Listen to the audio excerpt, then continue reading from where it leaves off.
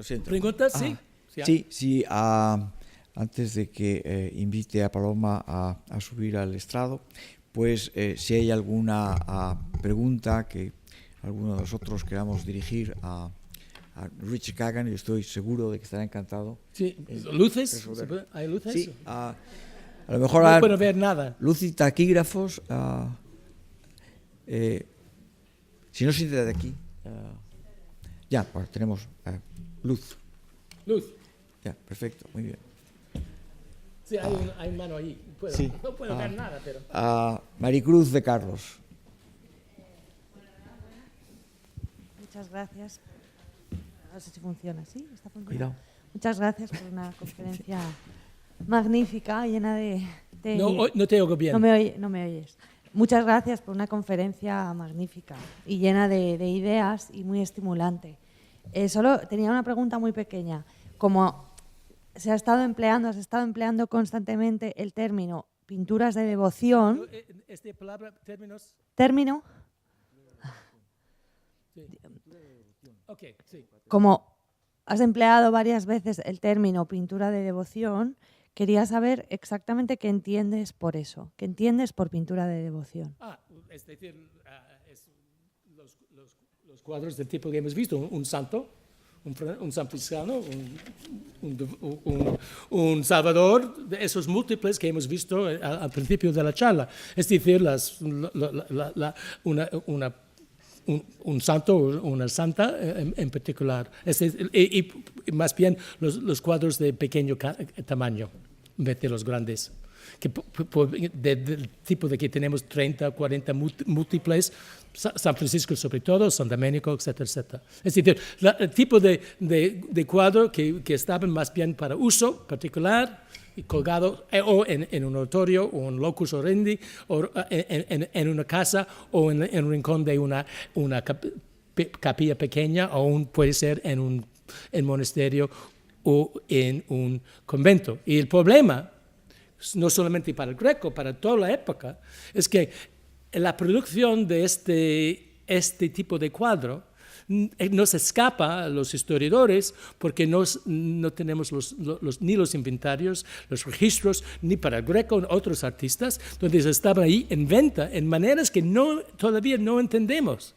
Solamente conocemos en el caso del Greco, que tiene esta famosa cuadra al lado de su taller y hay que suponer de qué era. Y lo más evidente es que hubo un tipo de espacio en que cualquiera pudiera entrar libremente, encargar, comprar, o lo que sea. ¿Está bien? Sí. Gracias.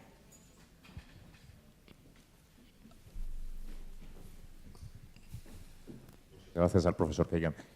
También quería aprovechar, queda un poco lejos a lo mejor de su conferencia, pero cuando el Greco se sitúa, en cierto modo, en la posición de ser su propio cliente, en su capilla funeraria. Es un tema que siempre me ha extrañado, porque ahí se tiene que desdoblar, tiene que ser, entiendo, también negociador de qué tipo de obra es admisible en ese espacio, al mismo tiempo es el que la realiza, pero no la puede imponer. ¿Cómo es posible que en la iglesia de Santo Domingo el Antiguo, donde ya existía una adoración de los pastores, la comunidad religiosa acepte una segunda adoración de los pastores, no precisamente en una iglesia grande en la que, bueno, esa duplicación va a pasar desapercibida, ¿no? No digo que sepamos concretamente de este caso, ¿no? el proceso de negociación, pero ¿cómo ocurría en otros casos?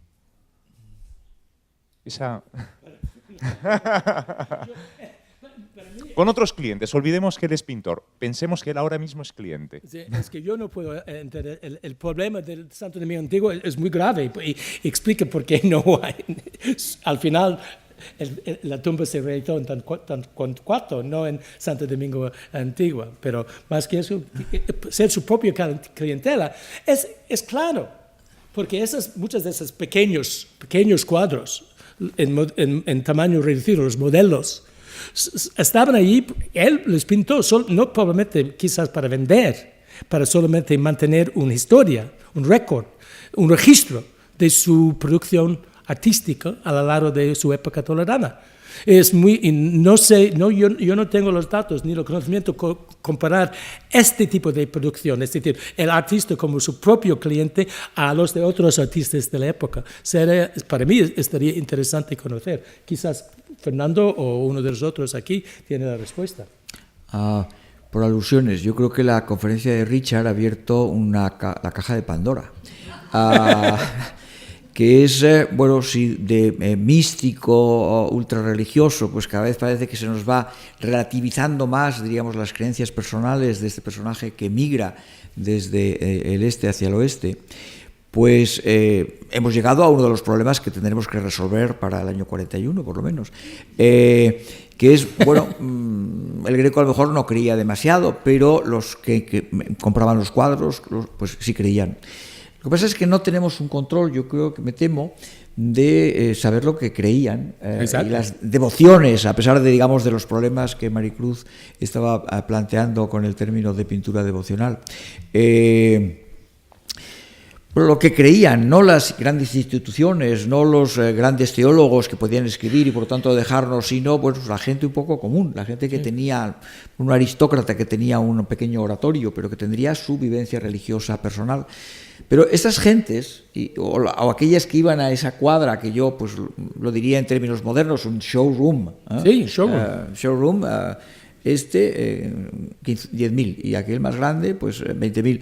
Espero que maravedís. Pues son personas que no tienen una palabra. Estarían dentro de la categoría de la subalteridad, de aquellas personas que no nos transmiten sus propios pensamientos y que por lo tanto pues tenemos que utilizar otros instrumentos. Yo pensaría volver a leer a Fray Luis de Granada el libro de la oración y la meditación. Yo creo que eso es lo que rezos se hacían en casa, lunes, martes, miércoles, jueves, viernes, sábado, domingo, distintos, del jueves a sábado, que tenían que ver con la pasión, y de lunes y domingo pues con la vida de Cristo, la vida de la Virgen, que es un poco, yo creo que las imágenes que tenemos al lado de las de santos patronos, ¿no? Y yo creo que por ahí es lo que tendríamos que investigar. Richard sabe perfectamente, y yo creo que se lo ha callado, que esa subalteridad se hace oral, nos deja un relato oral, biográfico y por lo tanto autobiográfico, pero también de sus propias ideas, en casos muy excepcionales, que son aquellos que bordean y saltan más allá de lo que sería la ortodoxia.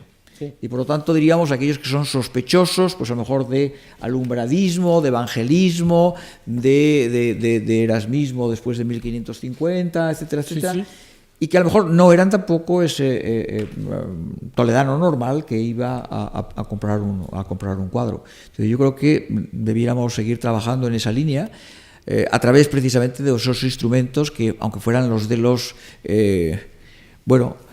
orientadores, consejeros espirituales, que todavía han seguido en España existiendo hasta hace muy poco tiempo, ¿no?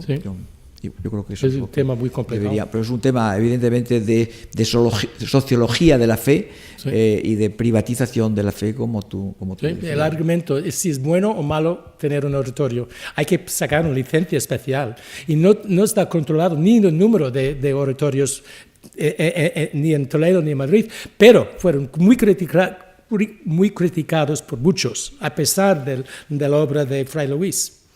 Y eso es un tema para criticar, porque hay el riesgo que se puede producir un poco de alumbrismo o se puede producir una fe independiente de los clérigos, es decir, demasiado calvinista, protestante, luterano, y entonces, y por lo tanto, gente como Pisa y otros tenían sus reservas frente a este tipo de oración privada. Hay que acudir a la iglesia. No lo hace en sus espacios privados. Entonces hay esta tensión siempre en 16 y en 17. Pero a la vez es una tensión que, a pesar de los argumentos en pro o contra, el número de oratorios aumentó de una manera que no podemos controlar. porque muchos fueron ilegales. Es fácil hacer un locus orandi sin la ciencia. Si quiere hacer un capilla de San José, es algo grande, se puede ver, pero hay que sacar una licencia. Pero un pequeño espacio en el refectorio de su casa, o nada.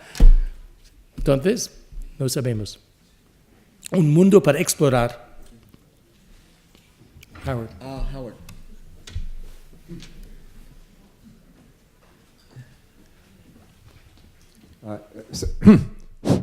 Scusate se parlo in italiano, che forse è più accessibile, ma rispondi if you reply in Spanish.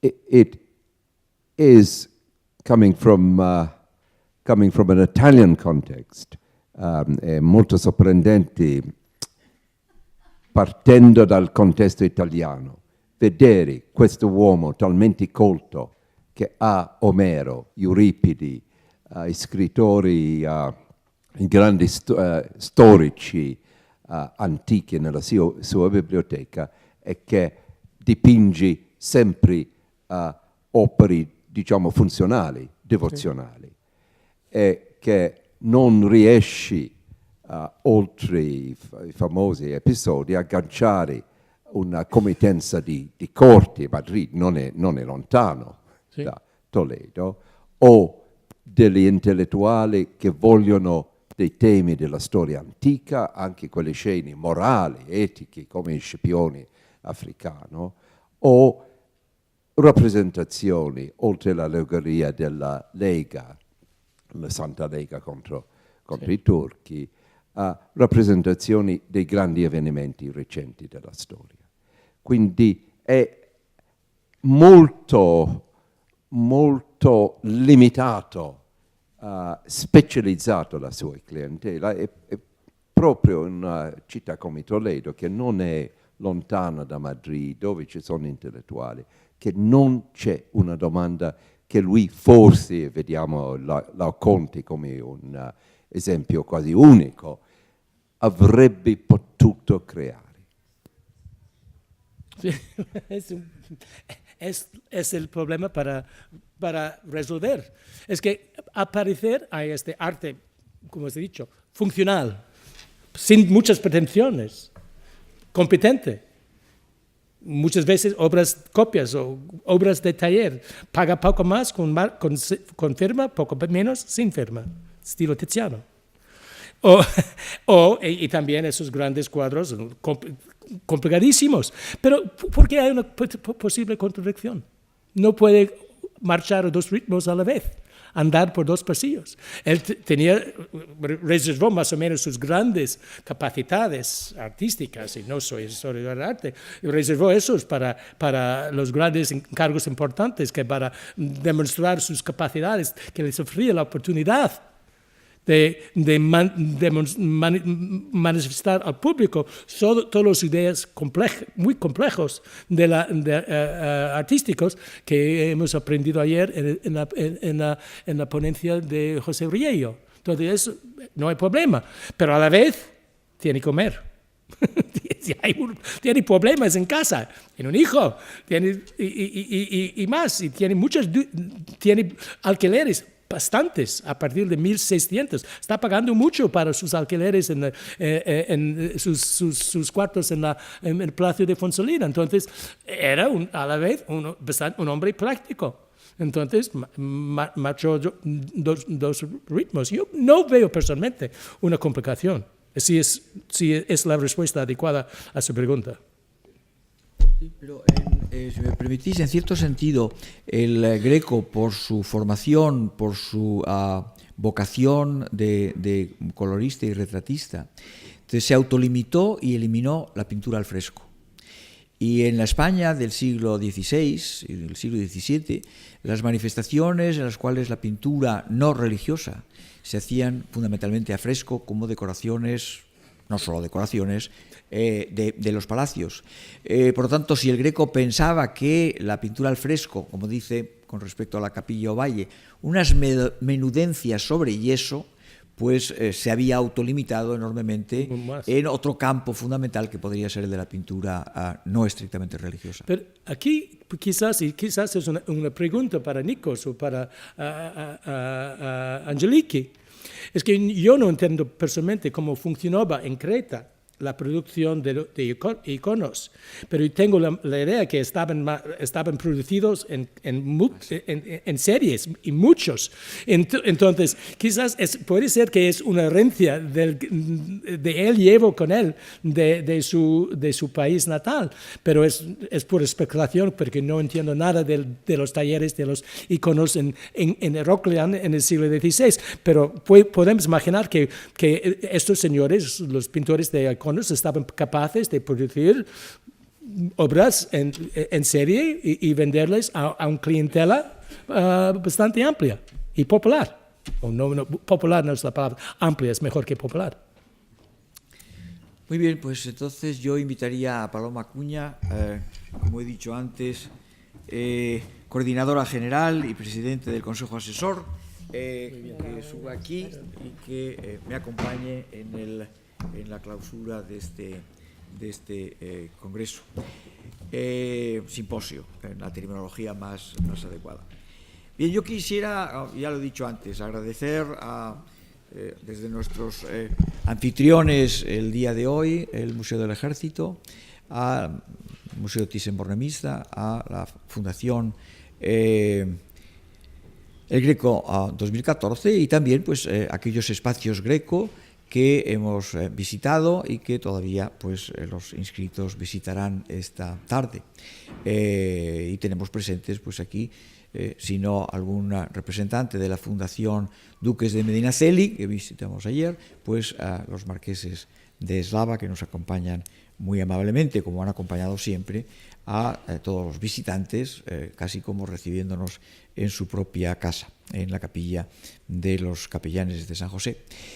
Yo quisiera extender evidentemente mi agradecimiento al anfitrión que tenemos hoy también presente, el director del Museo de Santa Cruz, que nos ha recibido y seguirá recibiendo a las exposiciones del Greco, pero que está hoy de incógnito y por lo tanto no lo señalo.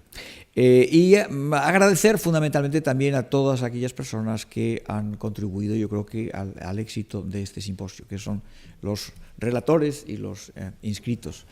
Yo creo que me siento enormemente satisfecho del producto coral que hemos realizado en estos días, desde los más jóvenes, Casper, Riello, y no seguiré, Django Parca,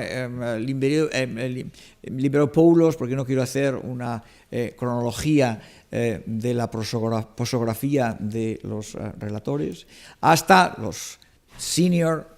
Me temo que, Nikos, el honor te pertenece. Gente que ha venido como grequista, como a Nikos, como a Django Park, como propio Casper, otros que han venido, diríamos, de latitudes y de espacios transicionales, que vienen de otros mundos, de otras disciplinas, que vienen de otros intereses fundamentales, pero que se han empeñado en contemplar con los ojos más modernos y a partir de su propio saber y contribuir con, digamos, una enorme honestidad intelectual a plantear los problemas que cada uno de nosotros vemos todavía con respecto al Greco. Yo he hecho cuentas, en algún momento yo hice el bachillerato de ciencias antes de ser infiel y pasarme a letras, y a mí creo que las matemáticas pues no lo abrazan todo, pero explican algunas cosas, ¿no? En 1908, lo he dicho varias veces, del Greco se tenían 37 documentos. Nikos y yo podría empezar con un primer capítulo, lo que ignoramos de la vida del Greco y de muchas cosas más, no solamente de la vida. Hoy tenemos más de 500 documentos, algunos todavía, digamos, por publicar. y tenemos un número de cuadros que no se pensaban, y tenemos una calidad material y un color de los cuadros que no teníamos, una limpieza de los cuadros, gracias a lo mejor pues a Rafael Alonso y otros restauradores, no solo del Prado, que bueno, pues, han demostrado que el Greco no era ese personaje un poco siniestro, que como decía, me temo que don Felipe II, a través de su portavoz, Fray José de Sigüenza, dicen que sabe mucho, pero contenta a pocos. Y por lo tanto, diríamos, a un pintor muy interesante, pero que no nos gusta, que es hasta cierto punto dicho en cristiano la afirmación de Felipe II. Yo espero que entre unas cosas y otras hayamos avanzado en nuestro gusto por el Greco y en nuestro conocimiento con el Greco, lo cual no quiere decir que lo sepamos todo, ni mucho menos, y que por lo tanto pues está abierto un camino que no se ha cerrado, sino que pues las siguientes generaciones tienen un enorme trabajo de profundización y en bueno, intentar sacar todas ellas, cosas que nosotros no hemos sido capaces hasta la fecha de resolver. Y evidentemente con otra exigencia intelectual, que yo creo que dar la interpretación de las cosas desde cada una de las generaciones que se han venido sucediendo desde 1908 hasta nuestros días. Por lo tanto, yo quisiera agradecer otra vez fundamentalmente a los relatores y aquellos inscritos que como recipiendarios de lo que hemos intentado presentar estos 4 días, bueno, pues son hasta cierto punto los destinatarios para que en el futuro pues pueda seguir los estudios y el interés por una figura tan poliédrica y tan misteriosa todavía como el Greco. Paloma. Muchas gracias, Fernando. Buenos días. Tengo el ingrato papel de cerrar este riquísimo coloquio que estábamos escuchando ahora, que ojalá pudiéramos continuar horas y horas con vosotros, pero cerrarlo con palabras tan simples como las mías. Pero bueno, el simposio ha llegado a su final y yo termino como comenzó, y es agradeciendo al Museo Thyssen-Bornemisza, a su director, Ana Moreno, a Leticia de Cos, su impecable trabajo que nos ha permitido disfrutar del simposio en estos días. Espero que se hayan cumplido sus expectativas, las mías se han cumplido con creces, pero era fácil cumplirlas porque yo no soy especialista en el Greco, ni siquiera en historia del arte. Mi formación académica más profunda no llega ni siquiera a la Edad Media, no traspasa el 711. Pero por lo que hemos hablado y comentado, todos hemos aprendido muchísimo, hemos descubierto aspectos muy novedosos del Greco que ya se vislumbraban en la magnífica exposición que ha hecho Fernando, en ese discurso narrativo que él estableció, pero que han quedado muy patentes en estos días de sus comunicaciones y de sus coloquios. El fértil intercambio de conocimientos que propicia siempre la convivencia científica y personal de un congreso, de una reunión como esta, se dejará sentir sin duda desde el punto de vista científico en un futuro próximo. Pero a mí me gustaría insistir o decir o hacer patente que es necesaria una continuidad, que no es posible que vuelvan a transcurrir 22 años desde 1982 en nuestro país hasta que se vuelva a reunir un conjunto de sabios como ustedes los ponentes y de interesados como los asistentes a los que ya ha citado Fernando para volver a poner sus conocimientos en común. Alguna entidad deberá tomar el testigo cuando la Fundación El Greco 2014 desaparezca en unos meses. Y creo que es nuestra obligación el reclamarlo para que esta fertilidad no se pierda, ¿no? Termina este simposium, pero el año Greco no termina. Le queda un largo recorrido. Queda la exposición del Museo del Prado, que es inminente, el 24 de junio se inaugura, y queda sobre todo en Toledo la exposición que está comisariando Leticia Ruiz, jefa del Departamento de Pintura Española del Prado, con el sugerente título del Greco Arte y Oficio. Esta exposición está llena de nuevas propuestas, nuevos caminos a investigar relacionados con nuestro griego de Toledo. Mucho de lo que hoy ha suscitado el querido profesor Richard Kagan sobre lo que ahora estábamos hablando, este mercado minorista tan bien expresado, ¿no? Que seguro que será un término que utilizaremos este año muchas veces más. Gracias, Richard.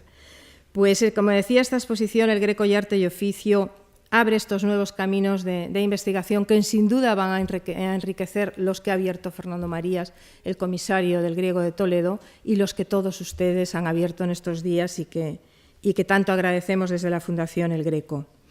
Yo les invito a volver, a seguir avanzando en lo que este simposio ha abierto. Y ya termino, aunque lo hemos dicho muchas veces, pero lo vuelvo a repetir, encantada y feliz. Gracias a los ponentes, gracias a todos los asistentes que han dejado entre Madrid y Toledo tanta sabiduría y tanto conocimiento sobre el Greco y tan sugerentes, como decía, caminos de investigación futuros. Quiero insistirles en que esta es su casa, Toledo es su casa, y que siempre estaremos abiertos a su grata visita. Muchísimas gracias. Ana María.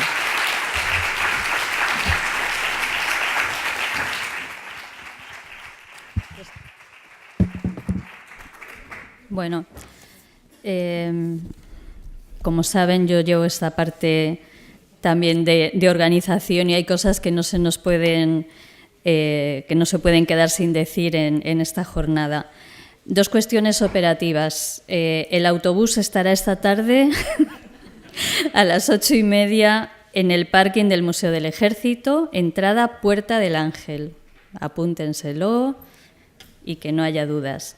Certificados de asistencia estarán listos a finales de la próxima semana y los pueden recoger en información en el Museo Thyssen. Otra cuestión que todos ustedes han preguntado y que quería aprovechar este momento también para comentar. Nuestro trabajo no ha terminado y a partir de ahora Leticia y yo nos ocuparemos de perseguir de nuevo a nuestros ponentes para que revisen sus textos y podamos iniciar la maquetación y publicación de las actas de este congreso. Las conferencias se han grabado y las tendrán publicadas en la web del museo. Enlazaremos con la web también de Fundación El Greco, en Museo Thyssen y en educathyssen.org. Lo primero que estarán colgadas serán las conferencias, lo primero que publicaremos, y esperamos, antes de irnos de vacaciones, que podamos tener también las actas publicadas. Será en formato PDF y accesibles a todo el mundo, descargables para que puedan hacer las referencias. Y bueno, como yo no he agradecido, pues me permito también estos 2 minutos de micrófono para dar las gracias a Fernando por esta labor académica y de verdad por haber reunido a este conjunto de expertos que nos han aportado muchísimos. Yo creo que todo el mundo iba a estar emocionado en Toledo, reviviendo y redescubriendo todo aquello que hemos visto estos días. A Paloma, que desde el principio confió en nosotros, en el museo, como parte de este proyecto, y de verdad que ha sido un placer trabajar con ambos y ha sido muy fácil. A Leticia de Cos, que ya saben que es mi mano derecha y que sin ella todo esto que hemos organizado tampoco hubiera sido posible. Quiero dar las gracias también a Hanna, a Ana, a Casilda, que están por aquí, que también han formado parte de esta relación y hoy también han conocido a Salvador Martínez y a Luz Helena, que forman parte del área de educación. Disculpo la ausencia de Guillermo Solana, que pues su agenda no le ha permitido estar en la clausura como hubiera sido su intención, y pues agradecer en el amplio concepto de la palabra y pues esperamos, no sé si en el año 41, pero como a nosotras no nos hace falta mucho para animarnos, pues ya estamos diciendo, oye, igual en el 41 podemos estar aquí en este proyecto. En fin, que ha sido un enorme placer tenerles también como auditorio. Muchísimas gracias.